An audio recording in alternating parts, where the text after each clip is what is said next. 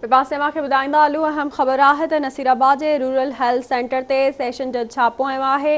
अमले में थरथलो मची वियो आहे। सेशन जज जे छापे दौरान MS समेत 6 डॉक्टर ऐं ॿियो अमलो गैर हाज़िर आहे।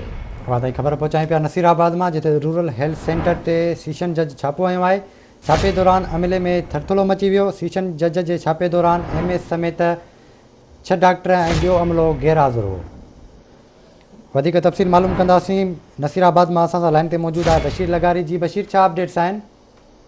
हा जीअं मां ॿुधायां त अॼु नसीराबाद जे रूरल हेल्थ सेंटर में सेशन जज कमर शहबाज कोट मोहतरम ज़ाहिद हुसैन मेतलो, सिविल जज नसीराबाद कामरान कबीलो सां गॾिजी रूरल हेल्थ सेंटर ते छापो हयो। छापे दौरान जेको आहे उते नसीराबाद रूरल हेल्थ सेंटर जो MS आहे डॉक्टर मोहम्मद सिद्दीक़ ख्वावर समेत जेको आहे 6 ॿिया डॉक्टर ऐं हेठि जेको लोअर स्टाफ हुयो उहो पिणु गैर हाज़िर हुयो। गैर हाज़िर हुजण करे जेको ॿियो अमलो हुते मौजूदु हुयो उन में पिणु थरथलो मची वियो।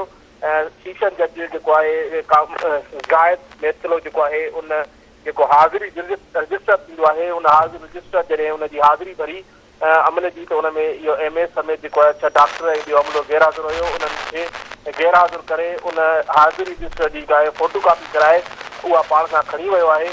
ऐं जेको आहे सेशन जज जेको आहे उन नसीराबाद रूरल हेल्थ सेंटर जा जेके बि शोभा आहिनि, एक्सरे मशीन जेको आहे या स्टोर जेको आहे उनजो या OPD वग़ैरह आहे, उन्हनि सभिनी जी विज़िट कई ऐं उते जेको आहे सफ़ाई वग़ैरह न हुजण जे करे पिणु उन कावड़ जो इज़हार कयो। उन मौक़े ते सेशन जज जेको आहे ज़ाहिद हुसैन मेतलो आवाज़ सां ॻाल्हाईंदे चयो त असां जेको आहे नसीराबाद जेका सेंटर में रूरल हेल्थ सेंटर में जेको अमले जी जेका खोट आहे उन खोट ऐं गैर हाज़िर जेके डॉक्टर आहिनि उन्हनि जे ख़िलाफ़ जेको आहे पाण बि कार्रवाई कंदासीं, पर मौक़िबती कार्रवाई करण लाइ सेक्रेटरी सिहत ते पिणु इहो लेटर लिखंदुसि त हीउ नसीराबाद जेको आहे हेल्थ सेंटर में जेको तव्हांजो अमलो जेको आहे ड्यूटीअ ते तव्हां गैर हाज़िर आहे, जंहिंजे करे जेको आवाम जेको आहे तव्हांजा सिहत जी सहूलियतुनि खां महरूम आहे। जी वॾी महिरबानी अव्हां जी बशीर अपडेट करण लाइ।